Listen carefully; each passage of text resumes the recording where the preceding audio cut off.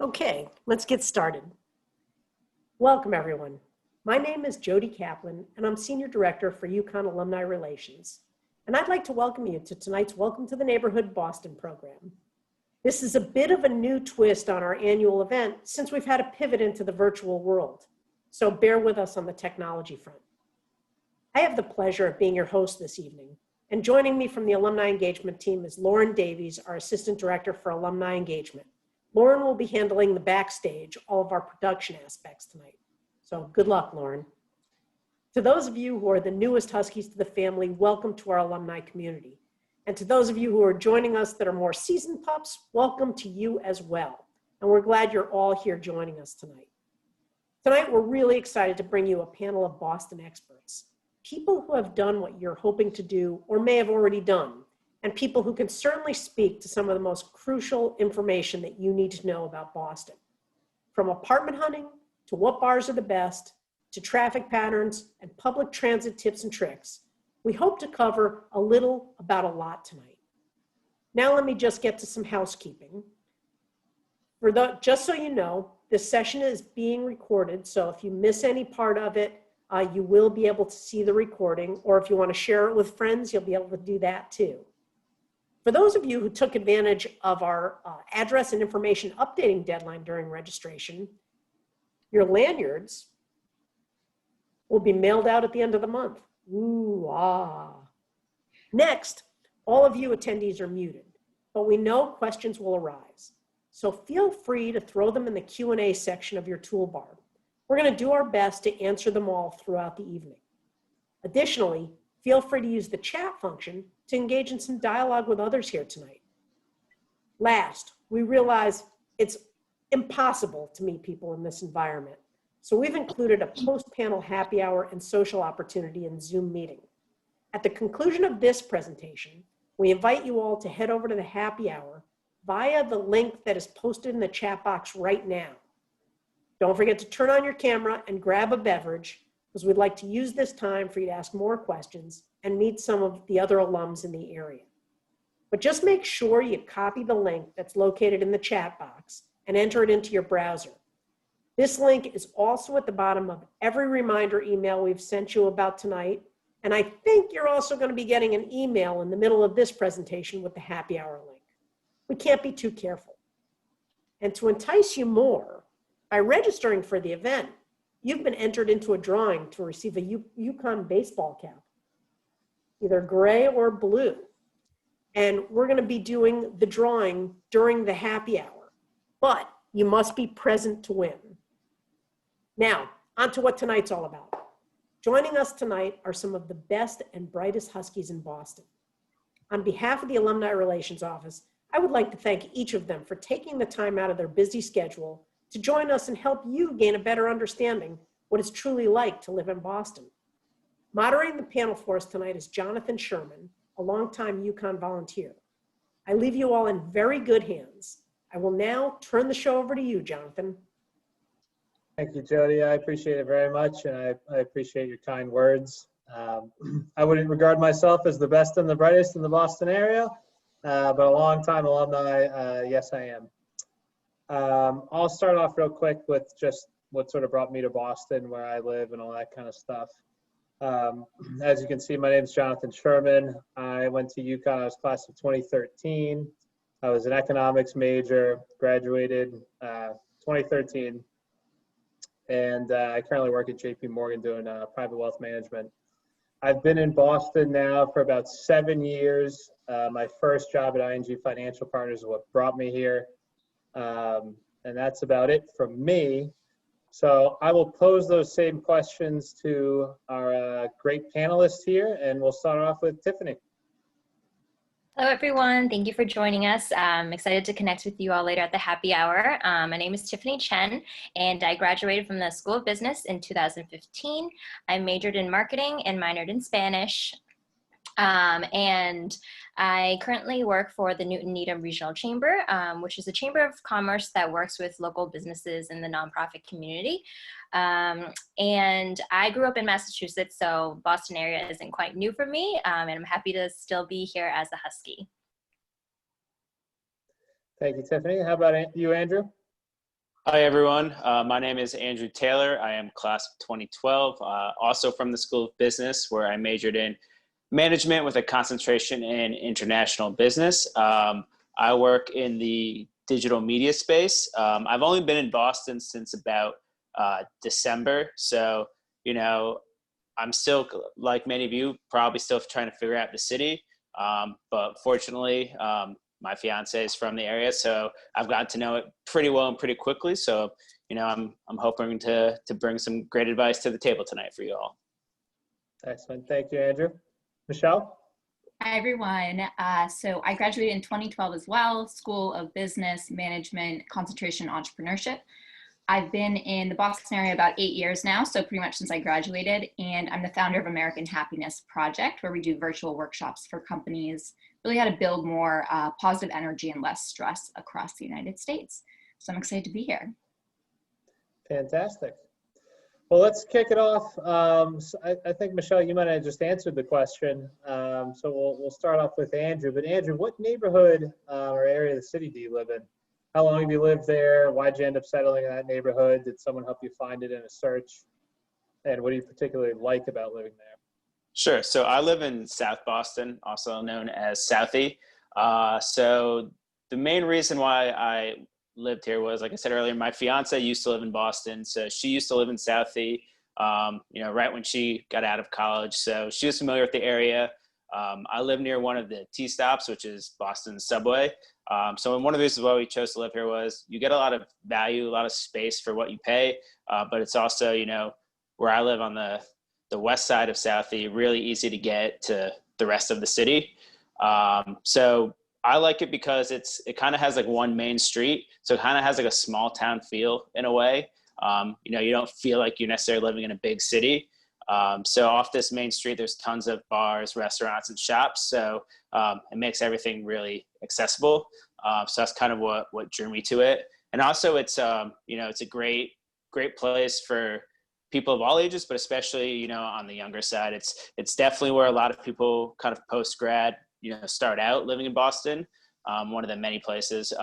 So, it keeps me feeling young, since, I've been graduate for about 8 years now. So, it's just, there's always something to do, in your own neighborhood, which is nice.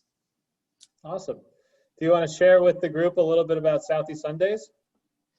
Southie's just a great place, like I said, ton of bars. So, if you want to go, cheer on the Pats or a different team, there's plenty of different places to check out the games, on NFL Sundays and things like that.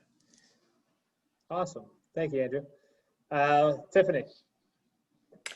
So the question was where I live, correct? Correct. Yeah. Where do you live? How'd you end up selecting the neighborhood? Did someone help you in the search? And what do you really like about the neighborhood? Great. So my story is a little unique. So I grew up in Massachusetts, and currently I'm living at home with my parents. And during COVID, actually, we moved from a western suburb called Newton to the South Shore area, and now I'm currently in Weymouth. So I've been here since May. So I'm still exploring the South Shore area, but one thing that drew us to this area was being closer to kind of the South Shore beach area. So during the summertime, that's kind of what we learned to explore.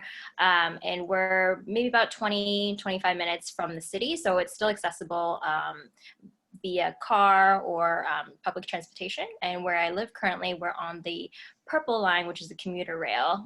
So we do have access into the city via that line. Fantastic. Michelle, do you want to expand on where you live, what you like about it, how you found it, et cetera? Sure. So I live in Somerville, right on the Somerville-Cambridge line near Porter Davis Square. And I love it here. It's great because there's still trees and things like that, and there's a place to park your car if you have it, but there's a lot of space generally for what you're paying for. And I came here, I wanted to live here because my older brother, who also went to UConn, he lived in Davis Square as well. And so he was about 4 years older. So I visited him when I was still in college. And it's a really great vibe in that area with a lot of restaurants and things going on. And so I really enjoyed here. One of my favorite bars or breweries just closed down in Somerville, Slum Brew. Oh, I saw that. I know they have great beer, unfortunately. They were really good. Michelle, though, what would you give as far as advice for somebody moving to the city, and where they should look, and how they should go about that? And are there any things that you found a surprise in? Like, I know I found the realtor fee a big shock when I went to lease my first apartment. Could you share some of that stuff?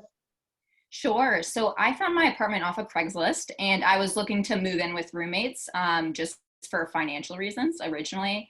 And so I found this great apartment in a good location. I didn't have a fee or anything like that because I just went solely through them. And my process for that was that I basically met with the landlord. They wanted to make sure, I could pay for it, and I was a good person, I guess. And the roommates chose me, which felt great because at the time I was going around seeing a lot of different places. It was kind of a high demand because I was trying to move in September 1st, which is a big time in Boston generally. And over the years, I've had, roommates kind of come and go, and it's pretty, we've always used Craigslist, which a lot of people think is like sketchy or weird, but I've always had a good experience with it. I'm sure there are, stories out there either way, but normally there's rooms or apartments available if you just search, and you don't have to go through the fee if you want to kind of go a different route. That's really interesting, because I've never done Craigslist because, like you said, I've been nervous about it, but everybody I know who's done it has never had an issue, and most of them find weird connections with the people they end up living with. It's funny too, because the one roommate I had that I did know, she was someone who kind of an acquaintance from high school. She was the only one that was kind of an issue living with, and all the Craigslist people were great. So it was interesting how that worked out. That's funny. That's funny. Yeah. Tiffany, any advice that you would give to newcomers looking to buy or rent in the area? Currently, I'm still living at home, so I haven't rented. However, I know a lot of my friends who are moving into Boston or who are looking to move into the Boston area. A lot of folks have mentioned that they like to live in like the Allston, Brighton area. I'm not sure if those are cities or towns that have thrown out for any of the attendees here, but that's typically where I have recommended some folks to move into, because that's where a lot of my friends have gone to and have liked the areas. Yeah, fantastic. Yeah, Alston was my first town. Andrew, what about you? Any advice for the newcomers? Yeah, absolutely. So I guess one of the good things about Boston is, so previously to Boston, I lived in New York, and New York is probably the most stressful place to try to find a place to live. Basically, you have to be willing to see an apartment and say on the spot, this is where I'm going to live. Like, you don't have time to kind of wait and think it over. So the beauty of Boston is not like that at all. It is competitive, just like any other city, but it's definitely not, as stressful as New York City. If, you're from Connecticut and you're trying to decide between maybe living in Boston or New York. I love New York. It's great, but definitely one of the pros of Boston is it's a lot easier to find a place. Zillow has become my best friend during quarantine. I'm not necessarily looking to move, but, I've been bored, and it's just seeing kind of what's available. So if definitely, once you kind of get the feel of what neighborhood you might want to live in, Zillow and similar real estate kind of apps like that are definitely your friend. I live in what's called a luxury building. It's not like what you might think of a luxury building.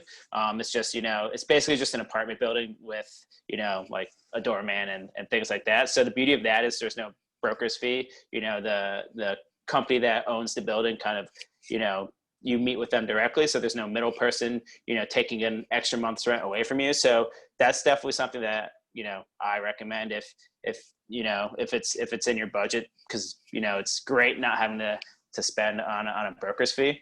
You usually get some nice amenities as well. Excellent. Andrew, you mentioned it earlier, sort of how you get around town and the transportation from Southie. Can you expand on that maybe a little bit and share with the newcomers some of the best ways to get around in Southie, but more generally also just Boston? Sure. So yeah, so the car, et cetera. Yeah, so in Southie specifically, there's kind of a main bus that kind of just goes down that main street I was talking about earlier. So to get within Southie, that's pretty easy. Like I also said, I basically live right across from one of the T stops. So I'm only one stop away from South Station, which is kind of, one of the main transportation hubs in Boston. So the beauty of Boston is, for a city, it's still pretty small. So you can pretty much get anywhere you need like within 15, 20 minutes tops, so I can get to, Fenway, which is the other side of town, by car, either driving or Uber, in, like 10 minutes. On the T, probably closer to 20, 30 minutes because you have to transfer. The T is pretty reliable. Some lines better than others. I'm on the red line. I think that goes kind of north to south. I find that pretty reliable. Green line, which goes east to west, is not as good, but still, for the price you're paying, it's much cheaper than an Uber and still pretty efficient. When I lived in New York, I did not have a car. Definitely did not need one in New York. Here, when I moved here, I didn't have a car to start. And then once quarantine started and I was kind of getting, a little cabin fever, me and my fiance's like, we need a car. Like we can't do this. So I would recommend probably getting a car in Boston, just because it's opens up so many things. And it is a pretty drivable city. There's a lot of major highways that kind of go right through the heart of the city, which makes it easy to kind of get on and off and, get out of the city and kind of go where you might want to go to, like on a weekend or something, or even to work. But where I live in Southie, parking as of now hasn't really been an issue. We'll see when winter comes and there's snow. That's always not ideal, but, I've found street parking. I think it was free to get a parking pass also in Southie. So I've parked on the street for free, or it's like $25 a year or something like that. So definitely a car friendly city as well, especially compared to where I came from in New York. Excellent. Didn't they a couple of years ago during the winter, during the snowstorms, change the rules where if you shoveled yourself out and put a chair in the place, it was legally yours for the rest of the day? I know I heard it. I think that happened. Yeah. I mean, there's definitely horror stories of people getting into fist fights over cleared parking spots. So yeah, I would recommend maybe, if you have a car, try to find, parking with your apartment or something. If you think it's going to be a bad winter, judging by how 2020's gone, I'll probably have a bad winter. So, we'll see. But, shoveling your car is always handy. Yeah. Excellent. Thank you, Andrew. Michelle, same question to you. Sort of how do you get around from Somerville and Boston more generally? What's your advice on that? Yeah, so I have a train station near me, a bike and a car, and I walk, so a whole bunch of different transportation. I also just got a kayak, so you could add that in too. But right up the Charles River. Yes. But yeah, so I got a really good location when I moved in here. I'm like literally right in Porter Square. So the red line, like Andrew was saying, is about 30-second walk from my apartment. It's very convenient. And I would agree, it's pretty reliable. The green line could be a bit of a doozy sometimes, especially in the winter time. But generally the major lines like red and orange are pretty good. In terms of biking, it's pretty easy. There's like places to, park or lock up your bike everywhere. There's a lot of good bike lanes. So, you don't feel, even if you're on a main road like Mass Ave, you don't generally feel like a car is going to hit you, which is always good. And yeah, I would agree that especially Somerville, Cambridge area, there's generally parking on the street. And you can generally, like you were saying, find it pretty much anywhere in the city. You might have to look a little harder. One of my good friends lives in the North End, which is like traditionally really packed. And she's just gotten really good at like finding spots, and she just somehow finds it. So she's been doing that for many years. But yeah, I would agree. If you want to get outside of the city, definitely it'd be helpful to, if you can lease a car or buy one, or you could use Zipcar, or Turo is another good app where if you want to rent a car, kind of get away for a weekend, you could do that as well. I've known people that have had cars, haven't, and as long as you're kind of close to a train, or you can take Uber now too. So it's kind of what you want as far as transportation wise. Hey, a question came in about rush hour traffic. Brandon asks, how you cope with rush hour traffic? Are there any tips and tricks? I mean, luckily kind of now there's more people working at home than before. So I think it's definitely helped the situation. When people start going back to the office next year, I guess we'll see what happens. I know like personally, like 93, which just goes like north-south, is terrible around rush hour. So I guess kind of depends where your job is and how you commute. I would say like the T is like definitely crowded during during rush hour, but it's never terrible. I can't really speak on like the commuter rail. I know it probably gets crowded like peak hours, but nothing unbearable. But I think overall the traffic situation isn't as bad as some other cities. Yeah, I agree. 93 can get really bad, and the Pike not as much. But ideally, if you can time, not driving in rush hour, it's always ideal. But I've been driving a good amount during rush hour lately, and the roads aren't that bad. There's like a little bit of traffic, but it's not as bad as it normally is. So hopefully that'll continue for a while. Tiffany, do you have any experience commuting in and out, not around COVID?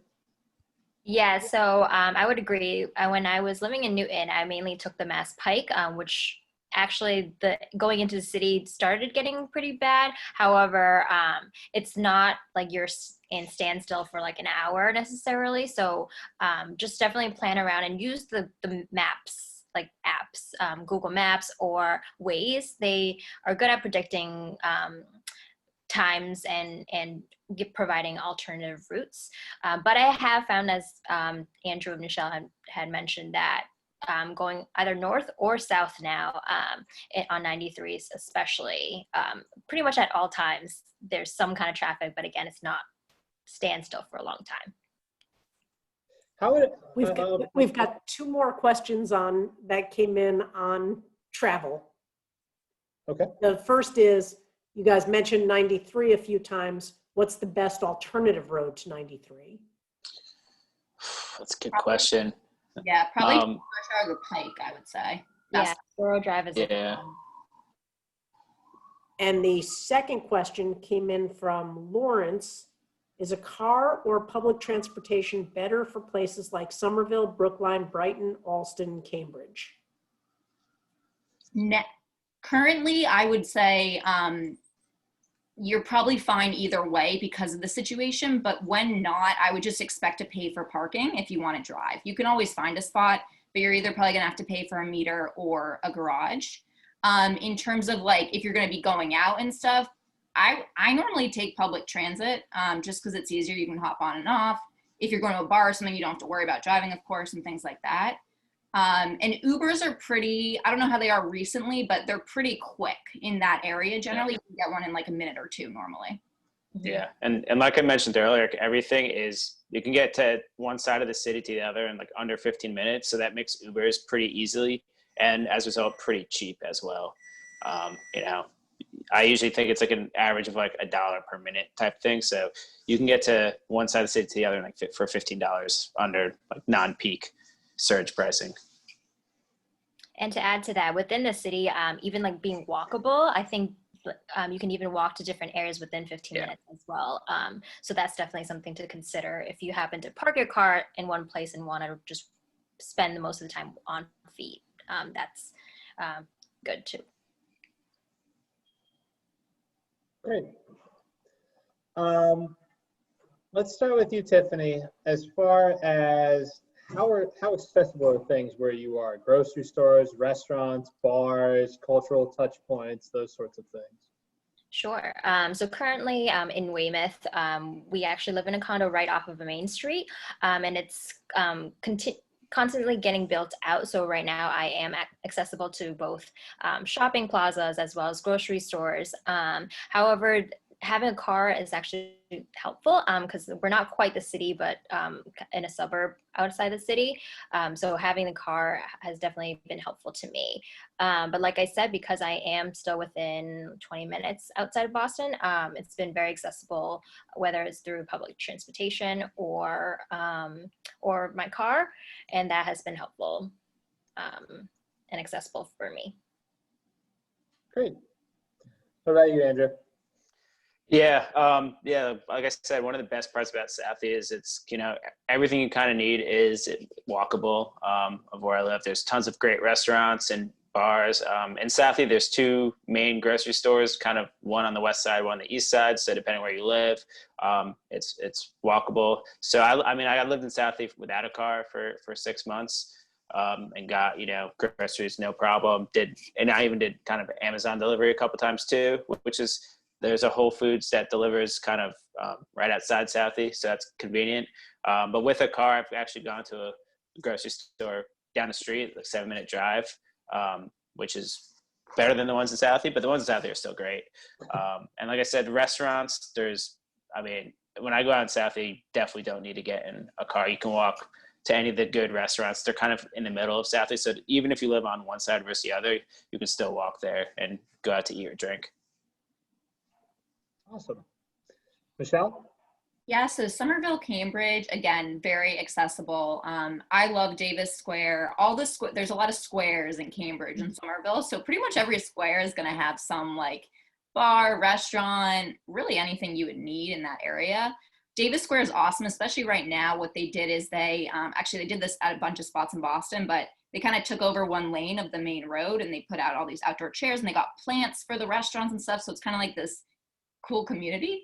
And it's really nice. You can have everything you need there, along with restaurants, bars, groceries, things like that. There's like laundry and whatever, CVS, whatever else you would need.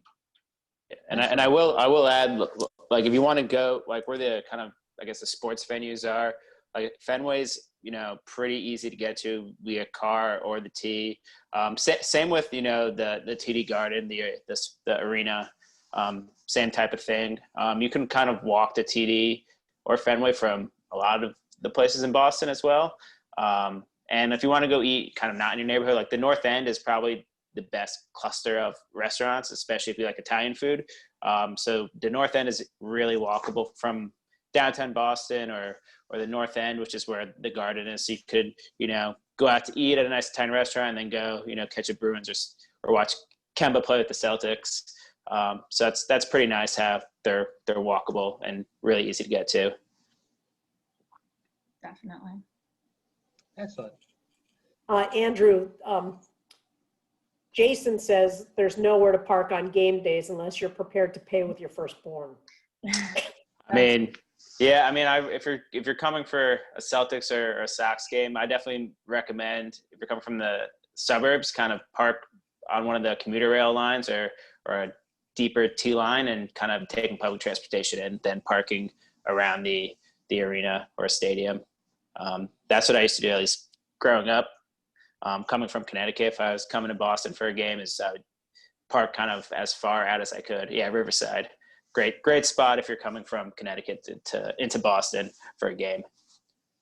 Yeah, and to add to that, Riverside is on the D line, and I used to live in Newton, so Newton, it actually comes across Newton as well. And if you're looking for a stop that's closer to Fenway, that's not Riverside, since this is the last stop on the D line, I would suggest Newton Center. They have a big parking lot.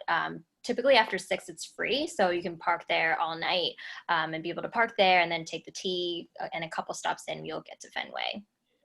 And if you're going to Foxborough for a Patriots game, it's kind of the opposite, where that is like a half hour, 45 minutes south of the city. So there is a train, which is okay. To be honest, there really isn't a good way. If you're going to sit in a ton of traffic if you drive, and the trains are kind of slow and packed also. So definitely plan accordingly if you're going to a Patriots game. But I drove last year, I went to a game and it wasn't terrible. But you have to have a car. Excellent. Jody, was there another question that the panelists were looking to get answered? Yes, on a different topic, Rebecca wants to know, is Boston diverse? And are Bostonians accepting of different cultures? I can chime in on that. I would say, in general, I think it is very diverse, especially since there's so many universities and colleges around the areas, especially within the city of Boston, but also like the Brighton and Allston areas.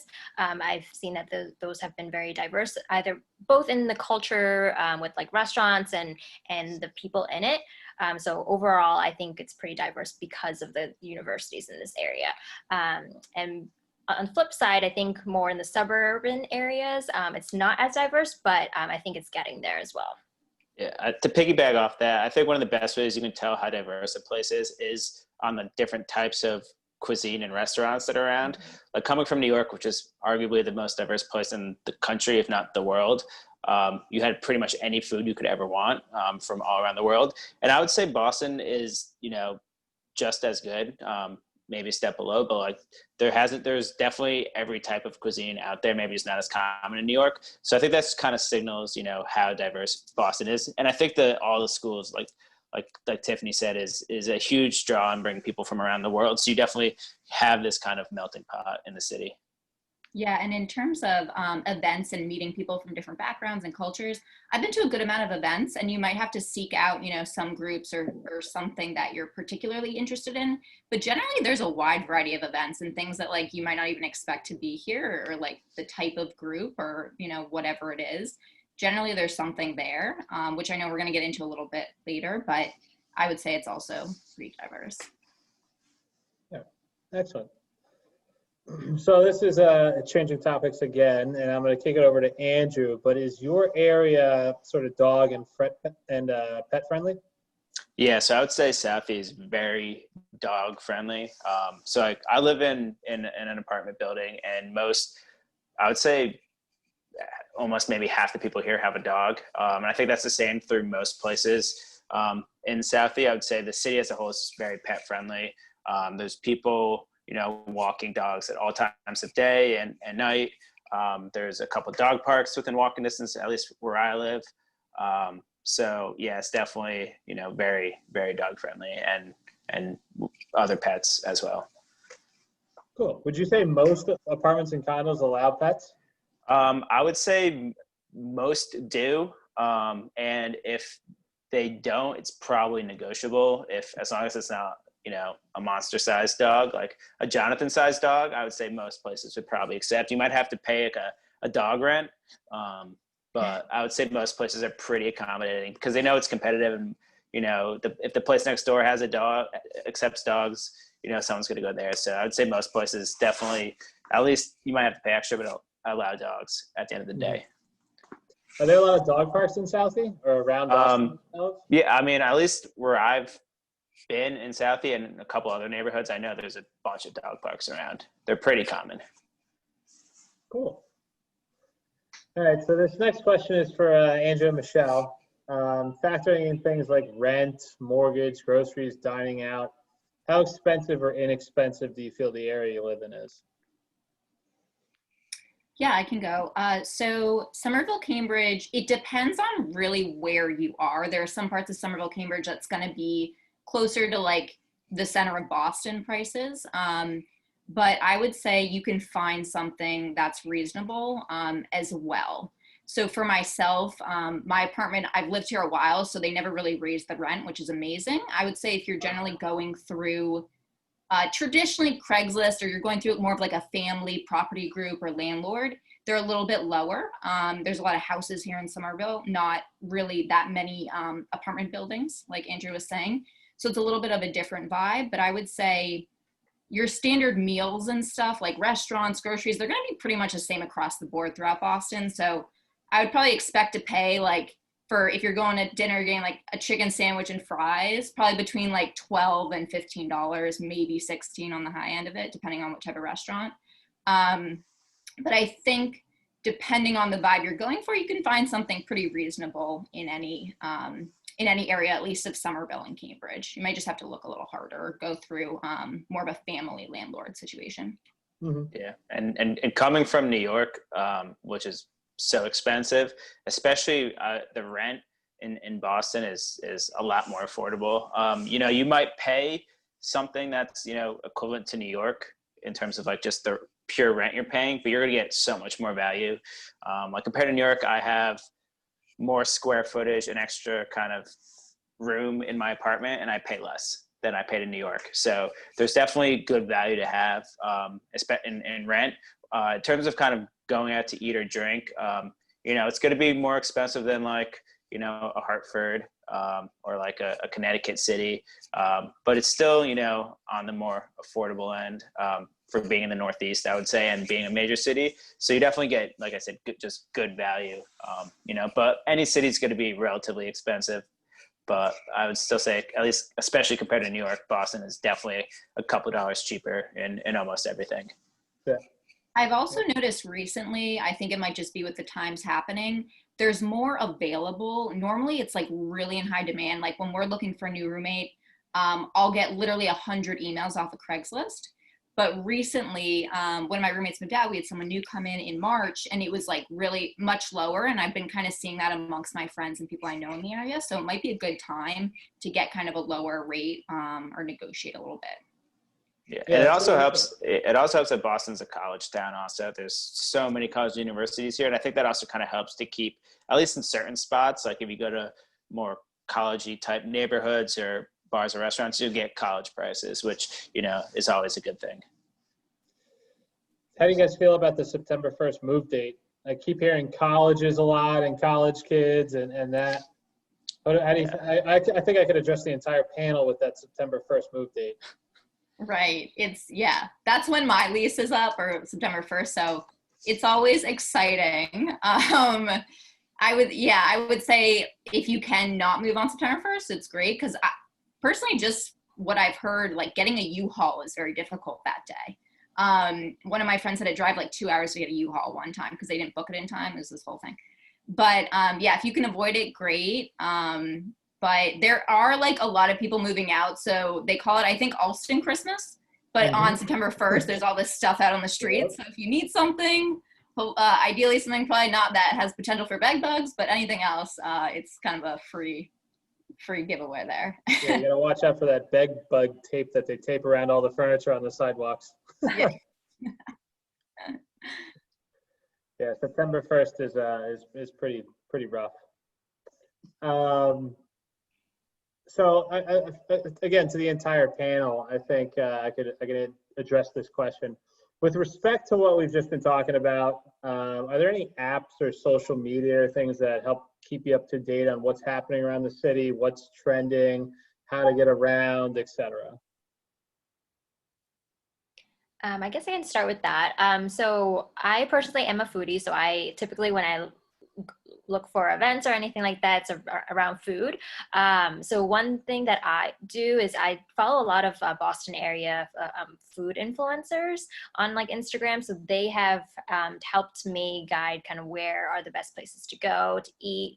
But also I even just use Facebook to search for local events. I think you can filter it now to even do very local, to your local area and the types of events you're looking for. So just randomly scrolling through Facebook, I think has been helpful for me.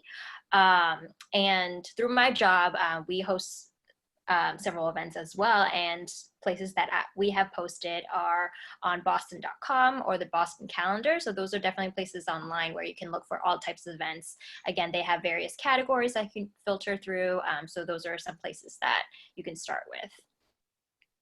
Yeah, to add on to that, the Boston calendar is amazing. Their tagline is Boston events that don't suck, I think, Tiffany. So, you know, it's a good tagline, but that's definitely helpful. And eventbrite.com is good as well. I used to run community events when we could do them in person. And generally people I didn't know that were coming to them, they found it through Boston calendar or Eventbrite. And then also on Facebook, there's a group or a page called Secret Boston, which is pretty good if you're kind of looking for some things that might not be as like well advertised. So those are a couple good resources. Yeah, and in Southie, there's a specific Southie website called Cotton Southie, which kind of just has like the pulse and vibes of the neighborhood, which is really helpful if you live here. But also when I, just from recently moving here, I was surprised actually the local news actually does a pretty good job. So Boston, for being a city, is still kind of like, it is still like a small city. So you know, the local news actually does a good job of just covering like the intricacies of the city. Like you don't really get carried away with stuff that's happening like outside the city on the news, which, you know, I never watched the local news in New York. So I was pleasantly surprised just how good the coverage was in Boston for being non-social media. Cool. So Michelle and Tiffany, what advice or tips would you give to a newcomer on just, you know, generally getting started in the city, making friends, meeting neighbors, getting ingrained in the city, activities, and what are some of your favorite things to do, especially after work in the evenings and on the weekends? For me, growing up in Massachusetts, I have, after leaving Connecticut, I actually got really excited every time someone I knew moved into Boston. So whether it's an acquaintance or a close friend, I always try to do just like a quick reach out to see if we can like catch up or anything like that. And that kind of has been how I've grown my UConn network within the city, even growing up here. So staying in touch with alumni has always been great. And also just in terms of like favorite things to do, like I said, I'm a foodie, so I always like to find up and coming restaurants, whether it's within the city or a little outside the city. So that has always been a motivator for me to go out.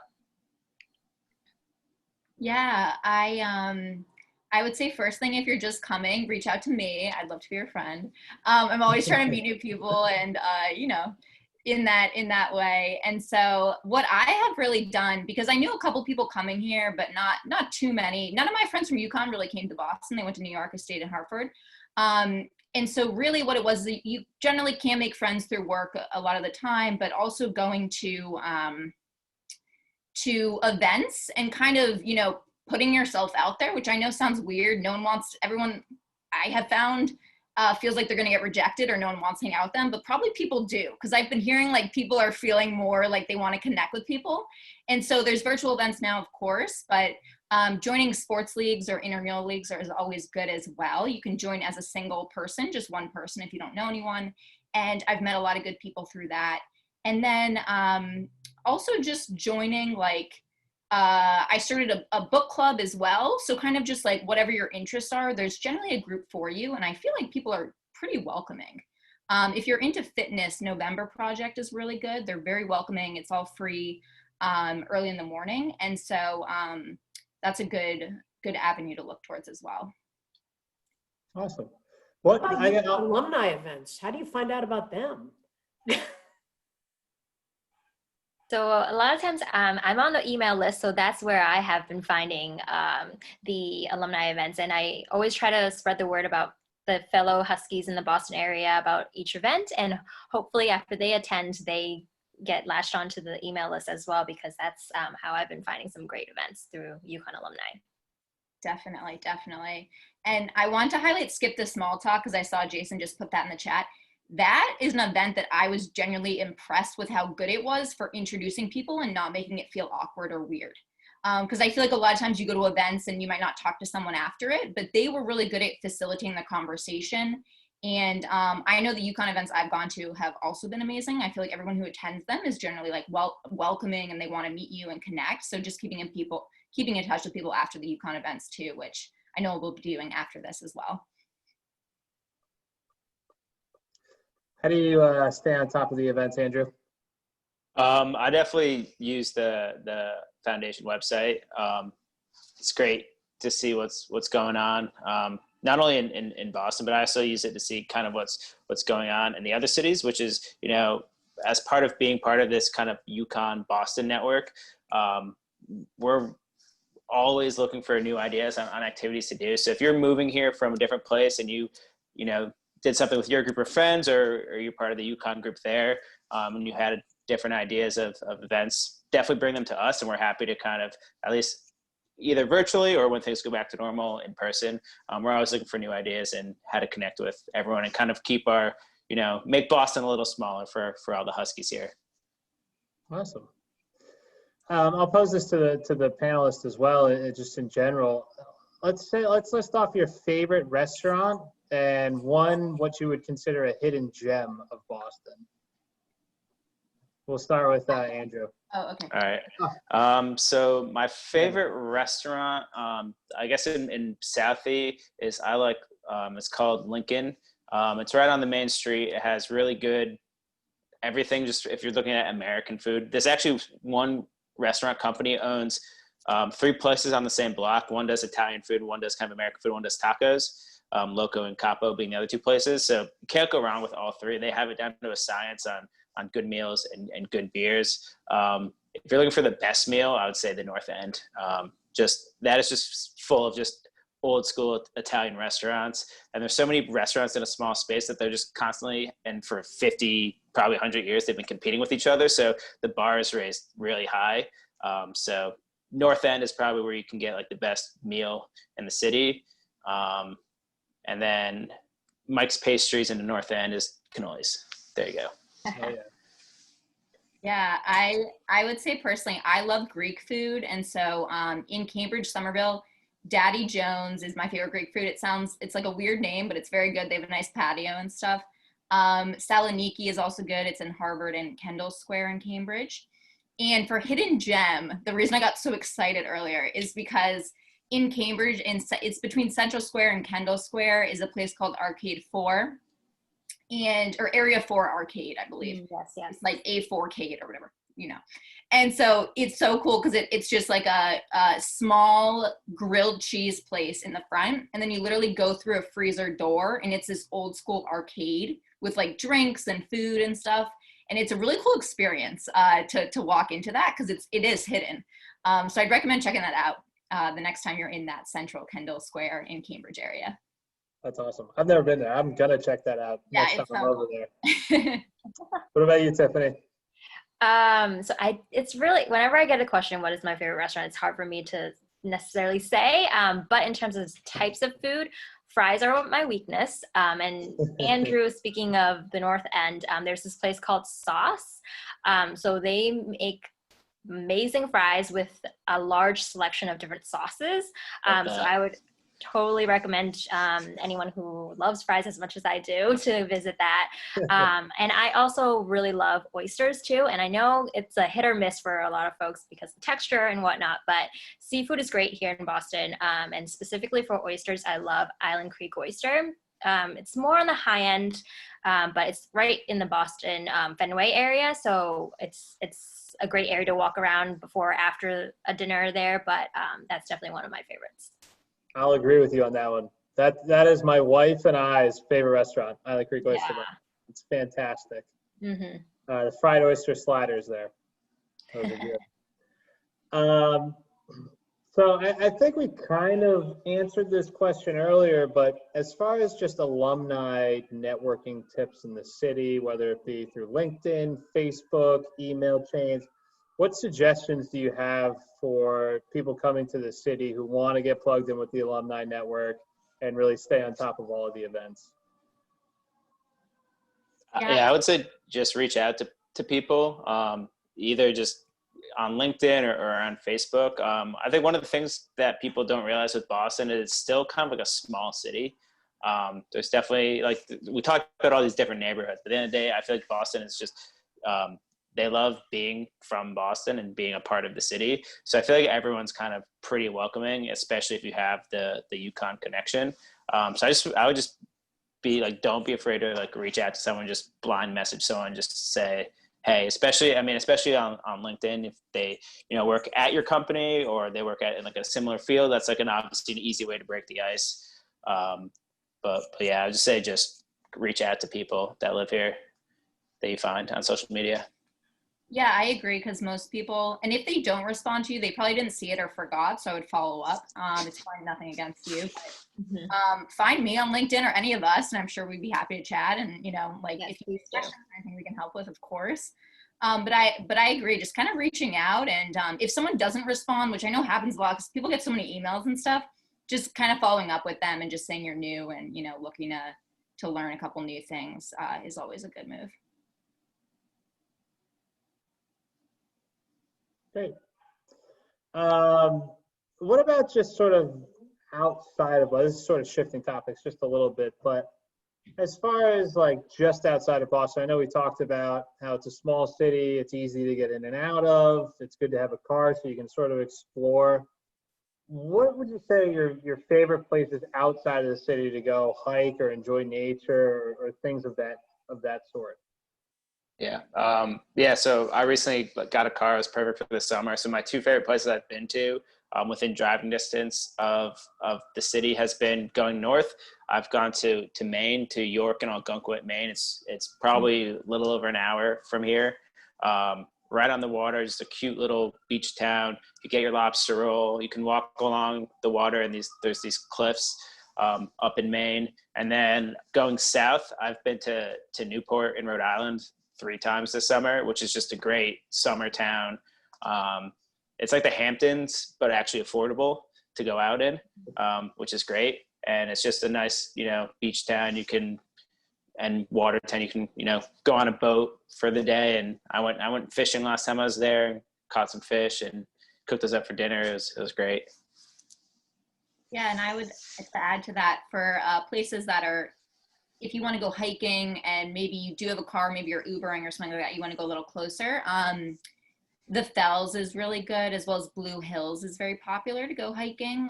It's not like a super intense hike, but it's really nice. You can get, fully immersed in nature. And then I recently discovered, because I was having a moment during quarantine where I was like, I must be with nature. I need to go walk on a trail. And so I looked up places that were even closer to me where I could just drive, after I was done with work, 15 minutes or so. And there's a lot of good trails in like Lexington. Concord has a lot of good ones, which is about, I would say, 20-minute drive from Somerville, maybe 30 minutes from Boston. And so those are always really nice to walk along if you don't need necessarily a more intense hike. And to add to that, within Massachusetts, there are kind of all other smaller towns that are worth visiting, such as like Rockport, which is up north. And then a lot of people in Massachusetts, they like to visit town of Salem too. And going into the fall, that's definitely a popular destination to visit, especially going into Halloween. So even within Massachusetts, those are some places that you can go to right outside the city. Fantastic. Yeah, Michelle, I love the Fells. I go there all the time. But one of my favorite things about Boston is being able to get in and out of the city so easily. Mm-hmm. And within 15, 20 minutes, Andrew, I'm sure you never felt 15 or 20 minutes outside of New York City. You felt like you were out of the city. Yeah, right? it took 15 minutes to go one block in New York. Yeah. Whereas here it's 15, 20 minutes and you're out into you're the gone. suburbs Yeah. and nature. It's wonderful. And you got the Cape, you got Newport, Vermont, New Hampshire, Maine, all within in driving distance. Let's see here. We'll go with a COVID question. This was one that was posed to us from one of the participants. But what's the best things in Boston, Cambridge, Somerville to do while being safe and socially distancing?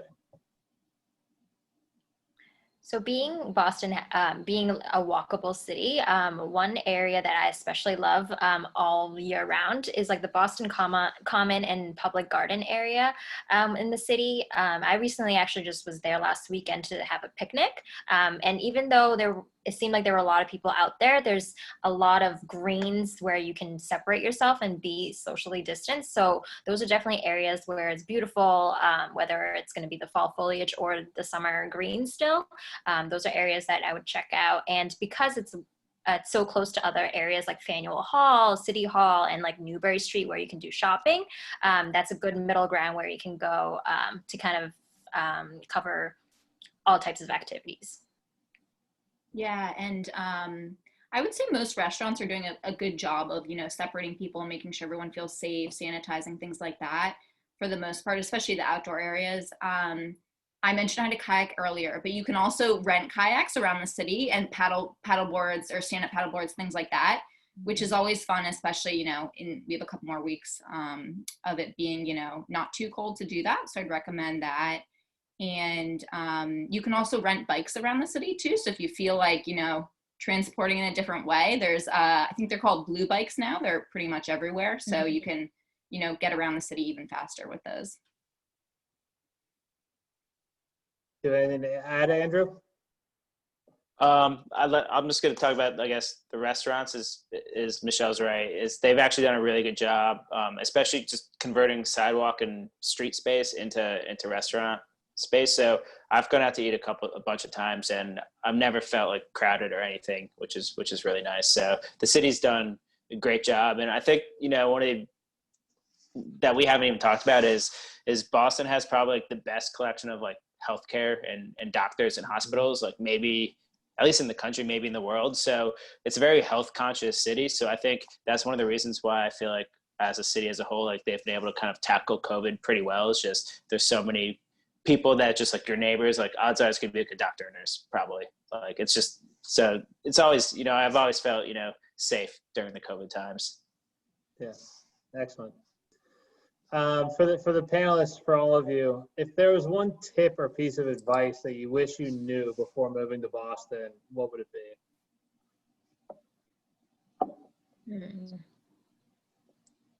I guess I'll go first. Yeah, it's not as intimidating as I thought it would be. I mean, I lived in New York for a number of years, so it's very intimidating. So I was like, but just moving to a new city in general, you think it's going to be intimidating. Like you don't really know it anywhere, or maybe you don't know anyone. But like I said, it's a smaller city than you think it is. So that makes it, I think, a lot more welcoming and kind of easier to like navigate and figure out your way. So I mean, I've only lived here for since December, so 9 months, with most of that either being winter or being in quarantine.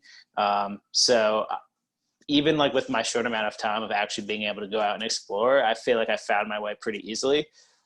So I guess it may seem daunting if you're thinking about moving here, but definitely don't be intimidated. You'll get the hang of it really quickly. Yeah, and I would say that I would probably, giving this advice to myself from 8 years ago, probably try to like meet different people a little bit sooner, because people are more open than you expect if you kind of express that first. Because I feel like Boston kind of has this rep for being standoffish, along with New York, I'm sure. But I found that generally people that are going to events or virtual events or whatever capacity it is, they want to meet other people too, and people want to get connected.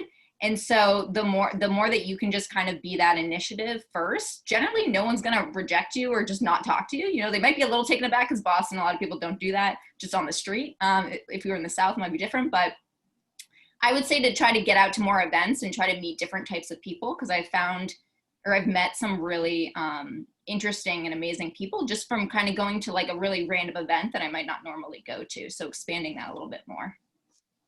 Great. And to piggyback off of Michelle, I would say definitely be open to meeting new people. And I typically like to look for events such to volunteer within the areas too. And don't be afraid to put yourself out there, even if you're like going out there to volunteer by yourself with strangers. I think that's some of the best times or best ways to meet new people and stay connected after bonding over like a volunteer project or activity. So don't be afraid to put yourself out there, as Michelle had alluded to earlier too. Excellent. Well, thank you all for a great panel discussion. There was a lot of fabulous information put out tonight, and I just want to direct all attendees to the chat room again so that you can make sure that, number one, you copy the link for the happy hours so this discussion can continue. Also, the link for the Boston Facebook page is in chat, another great resource, and the 2 local links that Jason put up are also great for you to hold on to. Now, there was Tiffany made mention of getting on the email list. And let me just explain that the email list comes from our office, the alumni database. If we have your proper address being in the Boston area and we have an email address, you will get emails on all the events that happen in Boston. So it's very important that you update your information with us so that you can get all of this information as it comes out. And the Facebook page will also always have the updated events on there. We did have a comment from someone today that said the Facebook page has mostly apartments for rent right now. That's because we haven't had in-person events. Once in-person events start happening again, this group from Boston has some fantastic ideas that we had to cut short when March came. So they will be back, and there will be some great things to do in the Boston area. So I want to just take this opportunity to thank Jonathan, Michelle, Andrew, and Tiffany for a great panel. And I hope you will all join us at the happy hour immediately following. With that, thank you all for coming, and we'll see you soon at the happy hour. Thank you, everyone. Thank you.